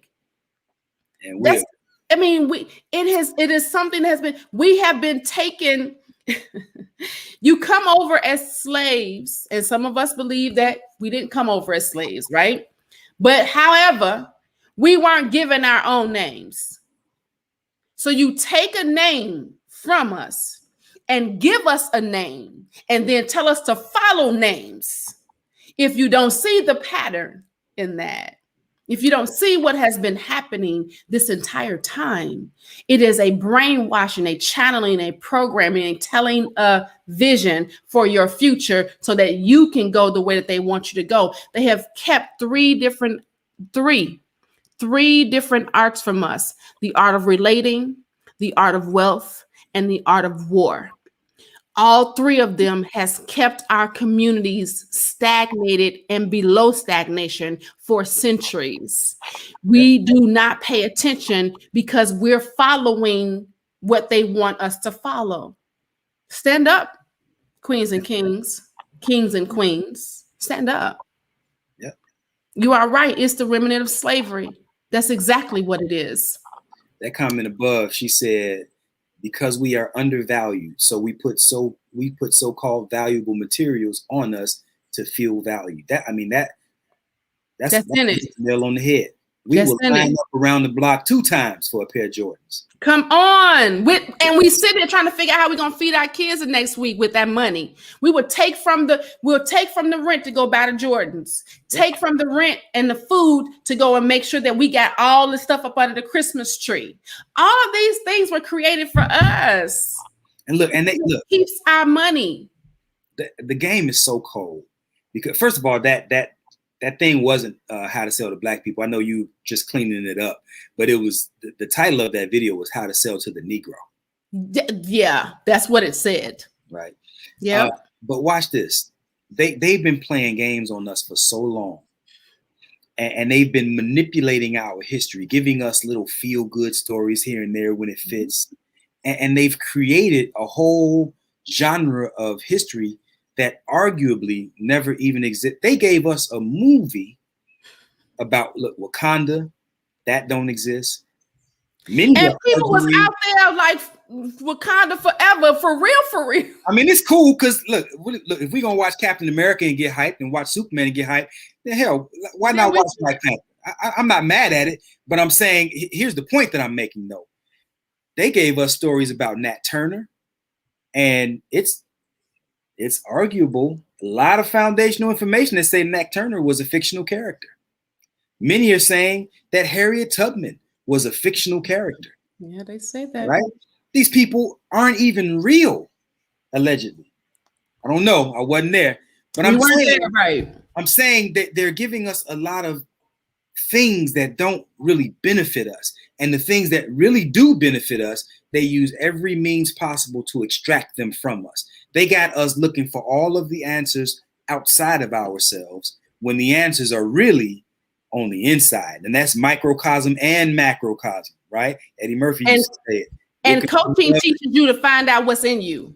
And Eddie Murphy, what Buck we say, looking for love in all the wrong places. All the wrong places. We looking for love everywhere except for where it really is. Yeah. Within ourselves, and we don't know how to find it, and that's why that's why this works. That's why it works. It works because you don't know who you are. If I can take a person that is on a journey but does not know where they're going to go, I can make them go around the corner, turn another right, click another left, and tell them they've arrived. And make them feel like they've been on a journey. All I have to know is you don't know where you're going. And as long as I know that you don't know where you're going and where you came from, I can make you feel like you walked 15 blocks where you really only walked one. Yep. How do you think the people, according to the word, they walked the desert for 40 years? How do you think that they can take religion and control the people?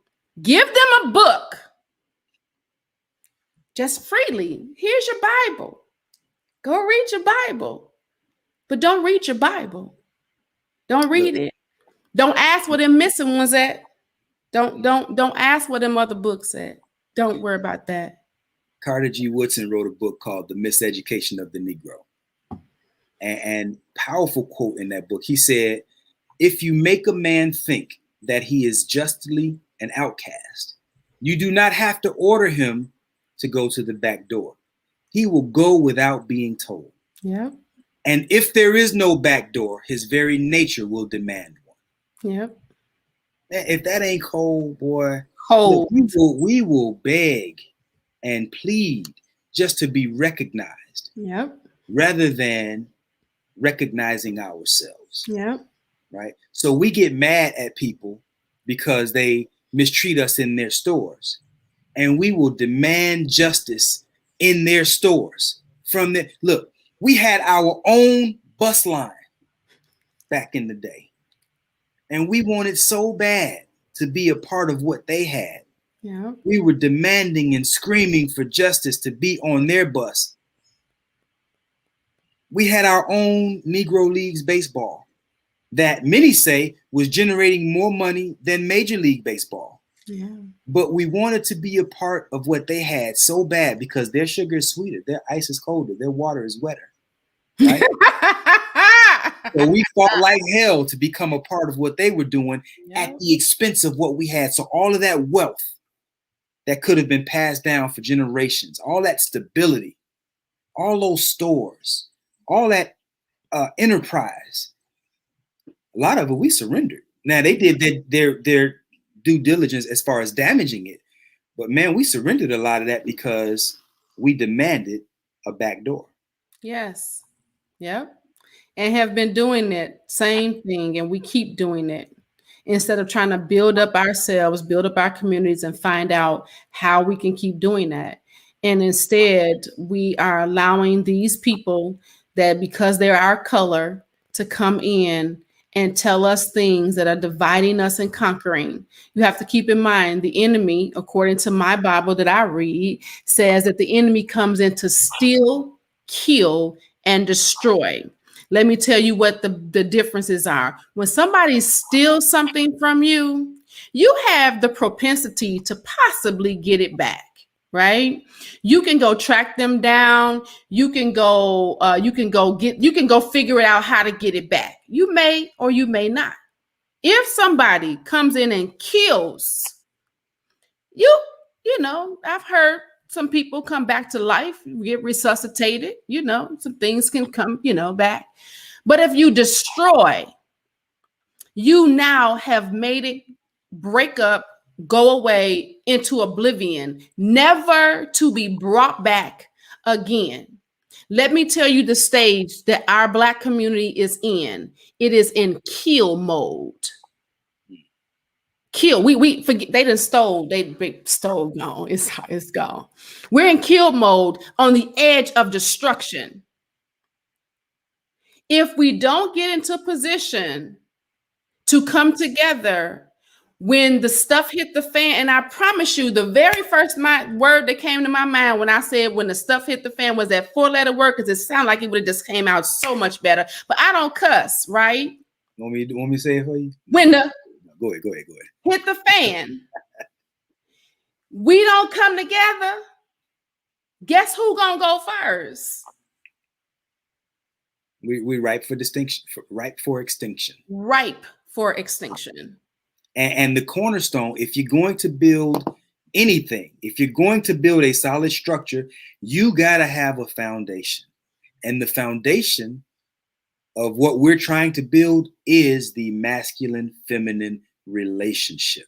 Yes. I'm telling y'all, this is why we do what we do. This is why we show up every Sunday. Now, if we don't learn to see the value in each other, man, we picking us off, man. It's like taking candy from a baby. And that's exactly. And it's so bad now that the men are attacking the women and the women are attacking the men.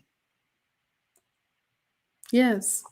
And you got so many of us gravitating toward the women who are attacking the men. Oh, black men ain't shit.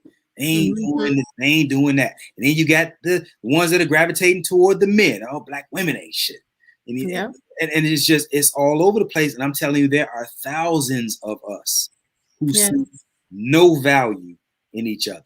So much to the point that, look, one of the most popular rappers, Young Jeezy, right? He goes out and he proudly marries an Asian woman who just a year ago said, "Oh, black men are just for fun." It wasn't even a whole year. She said it in November of last year. He thinks so. He devalues himself ultimately and black women so much to the point that he was willing to share his millions with a woman who said, "Oh man, you just for fun." Oh, what? You got millions? Well, hell, I play. Yeah. Who won't? I just told you that women will play the role if you got a lot to offer, right? Right. The trade-off is I'm gonna come in and get some of the millions. So probably in a few years, 2-3 years, maybe a baby or so into the game. Oh no, she said she been saying mine says she ain't having kids. Oh, she ain't having them. Oh, she's been said that. She said she'll be a just period. Period. Okay. So she knows this is the thing. Hear me. They know to bring in their own, to birth their own. She has said, "I'm not having kids. I'll be a great aunt, but I'm not having kids." So she already know in the door, I'm not procreating with this dude that I already think is for fun. I'm just doing this for kicks and giggles. Get that money. That's it. And she said that while she was married to a white man who took half her money. She gonna get it back through him, through Jeezy. She gonna re-up through him. Yeah, so this was good. That's a whole nother show too, where you talk about people who will get with us in relationship. They might even marry us, but many of them refuse to procreate with us because of the hell that they catch on the back end. Yeah. And I'm not saying that they're wrong for that. You feel how you feel, but I'm saying that there is a level of race esteem that other groups have and that's a whole psychosis that we can go into. It is. And we don't know how to protect ours. Yeah, we not only do we not know how to, most of us aren't even interested because we think it's a come up if our baby is born with looser curls and lighter eyes and lighter skin. Oh man, ain't nothing like a red bone, right? Mm-hmm. Right? Yeah. So, Diamond Queen, let's go back to this one. Desi says, "Yep, we soon won't exist. They've already made 2020 the last year where the black vote meant something. In 2021, it won't be needed. They've got plenty of immigrants in the country to replace ours now." 2024, yeah. Diamond says, "I may feel like I desire an African man more than an African American man because they have culture, but I support the black man, period." Absolutely. Smoke a bag of that. Yali says it was Jeannie Mai. She only sees black men for sex. She was too married. Yeah, she was married to a white man before. That's what we're talking about. Yeah, racist thing. This is people. We gotta. I hear people. There's people out here that says people always talking about being woke. No, you gotta wake up. If you don't see what's happening with your eyes wide open, what is it? Eyes wide shut. Your eyes wide open shut or something like that. They're doing it in plain sight. And they've been doing it in plain sight forever. Why? Because they trust. This is the thing.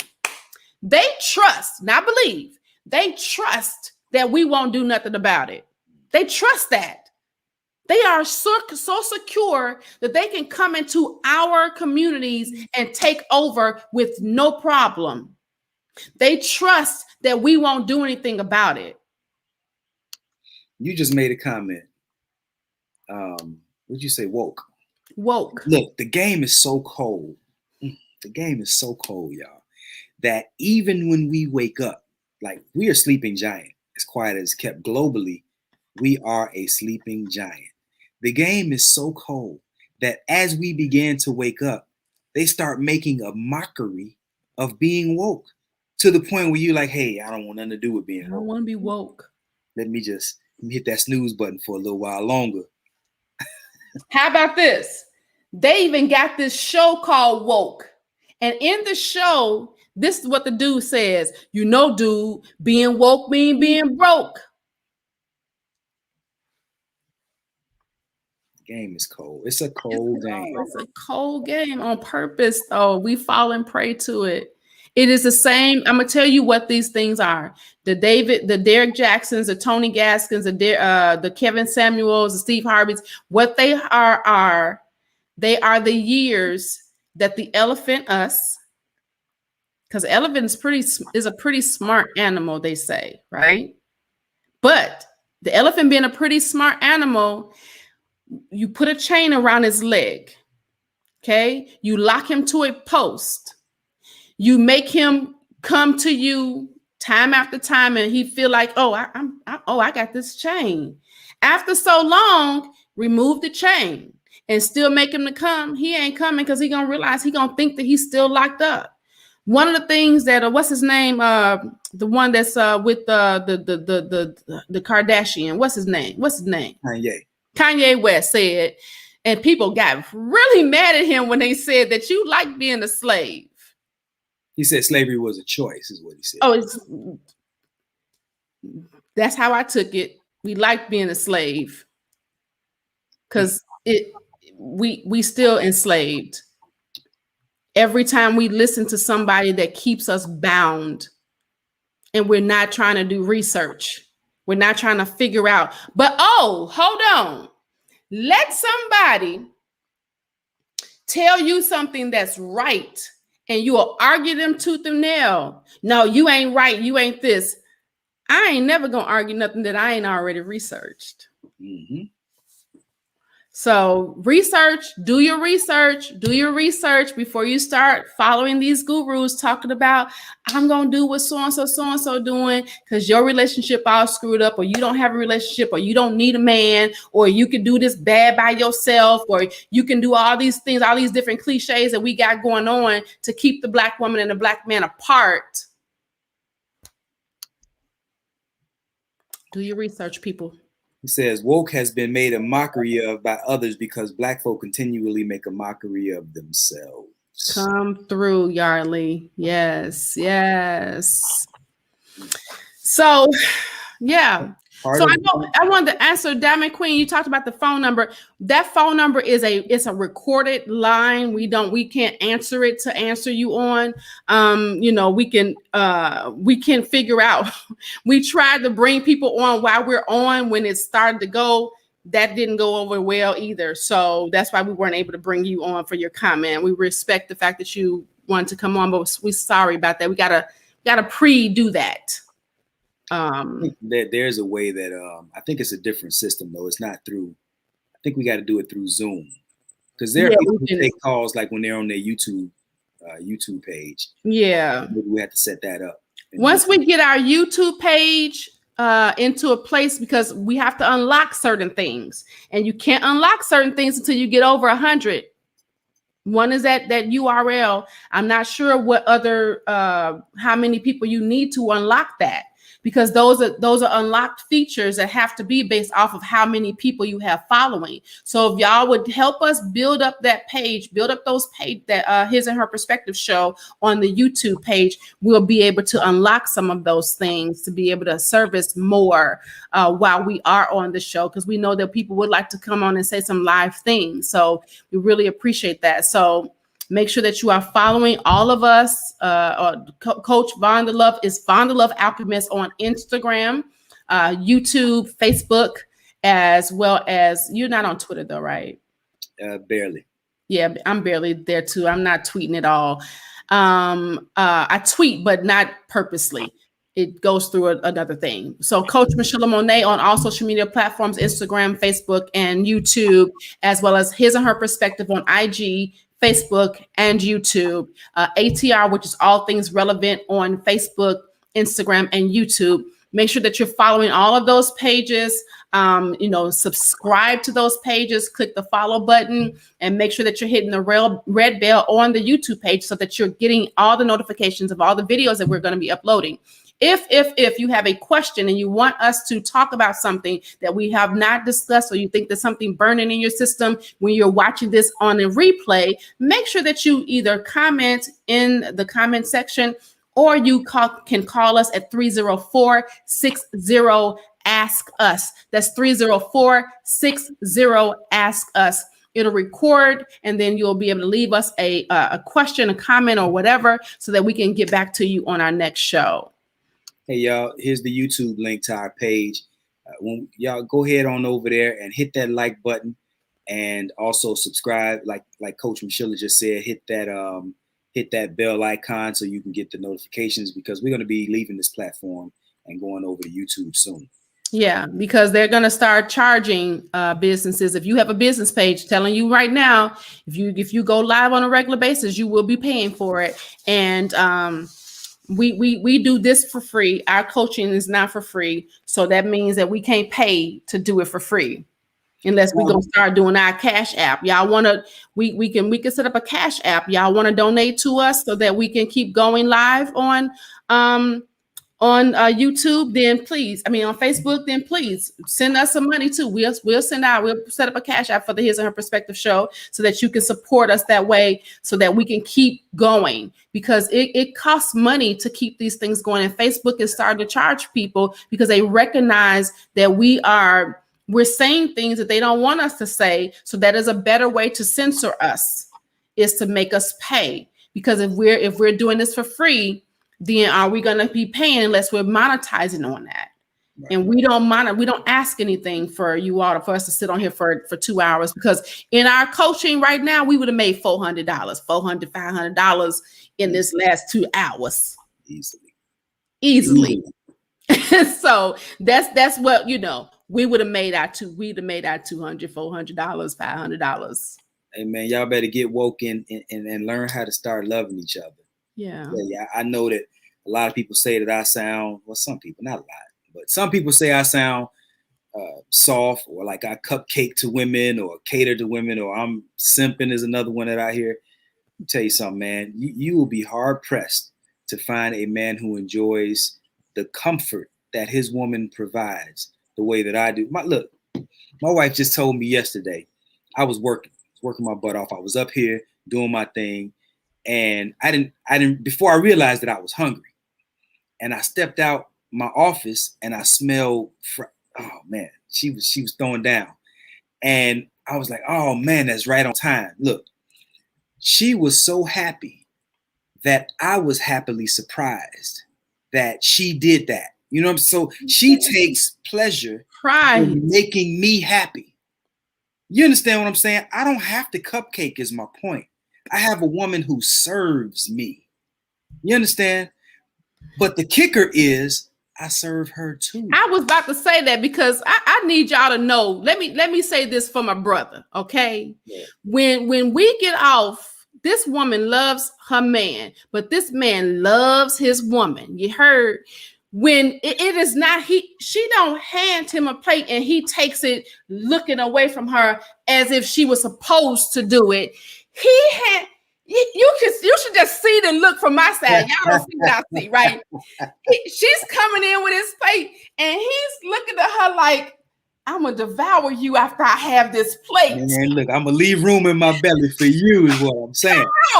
Look, and here's the other thing. I went to the store day before yesterday, matter of fact, and I bought 3 big portobello mushrooms. And I wanted to make myself a sandwich, but I only used 1, right? So I cut it up, and I had 2 left. I put it in the refrigerator. I'm like, yeah, I'm gonna come back and get that. She went into the refrigerator. She was like, ooh, mushrooms. She asked me, do you mind if I use these mushrooms? It's just 2 of us that live here, right? Do you mind if I use these mushrooms? What I'm saying is, we haven't gotten so comfortable with each other that we're no longer courteous to one another. Complimenting. Come on, man, listen. Complimenting. It's not that we do extraordinary things that make us successful. It's because we do ordinary things that most people stop doing. And I'm telling you, anybody can have a healthy relationship if you maintain the ordinary things. Amen. That is what submitting to one another is. That's all that is. Submitting one to another. I'm trying to show y'all how to do it, man. Y'all better come here and get woke. Yep. You understand? Come here and get woke on this love thing. I'm telling y'all, this is what we do. That's what we do. Well, you want to close us out, brother? We've been on here for almost 2 hours. Listen, we've been doing this, man. It has been almost 2 hours, and y'all could have been anywhere in the world, but you're here with us. And for that, we are eternally thankful. We love y'all. Peace. Bye.